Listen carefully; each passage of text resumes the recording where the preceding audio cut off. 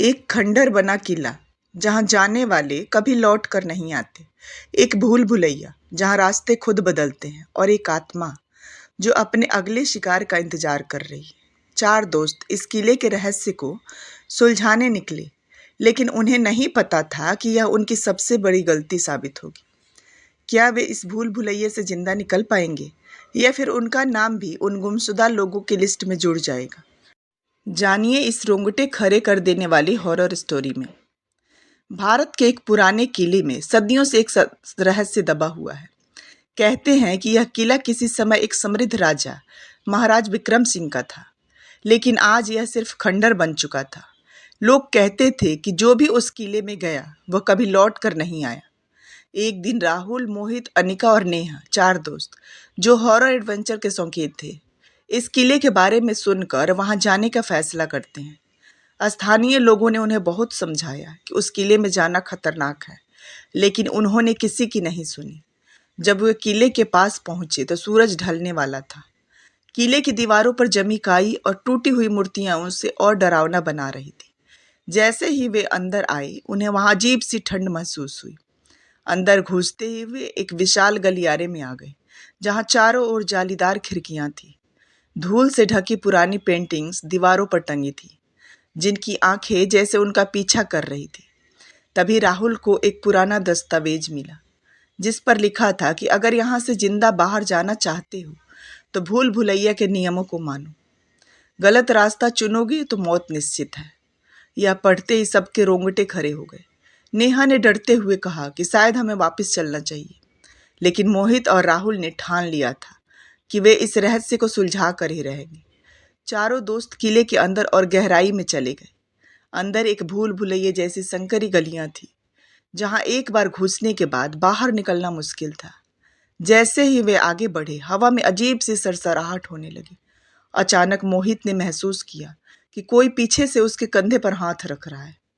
उसने डर कर पीछे देखा, लेकिन वहां कोई नहीं था। नेहा ने डर कर कहा कि हमें वापस चलना चाहिए, लेकिन तभी एक दरवाजा अपने आप खुल गया और एक अजीब सा अंधेरा कमरा दिखाई दिया। वे जैसे ही अंदर गए, दरवाजा जोर से बंद हो गया। कमरे में एक टूटी फूटी खाट पड़ी थी, जिस पर जंजीरें लटकी थी। दीवारों पर खून के निशान थे। अचानक एक औरत की चीख सुनाई दी। सभी के शरीर में झुरझुरी दौड़ गई। तभी दीवार पर लगी एक पुरानी पेंटिंग से धुंधले अक्षरों में लिखा हुआ था, मैं चंद्रलेखा हूँ, इस भूल भुलैया की आत्मा। जिसने मुझे यहाँ कैद किया उसे मैंने मार डाला।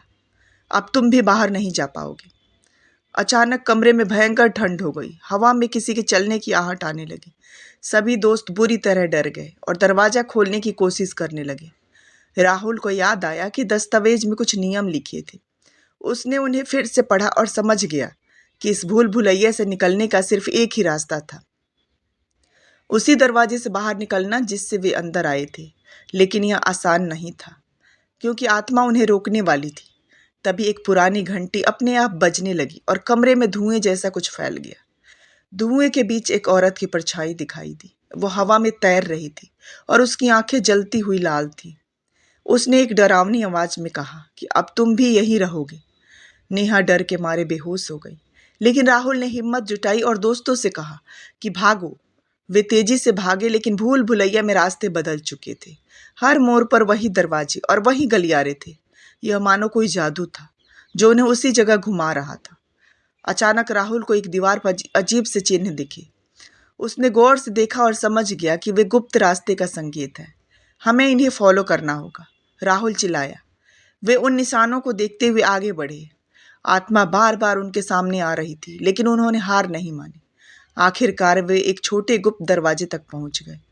राहुल ने मोहित की मदद से दरवाजा खोला और सभी बाहर की तरफ दौड़ पड़े।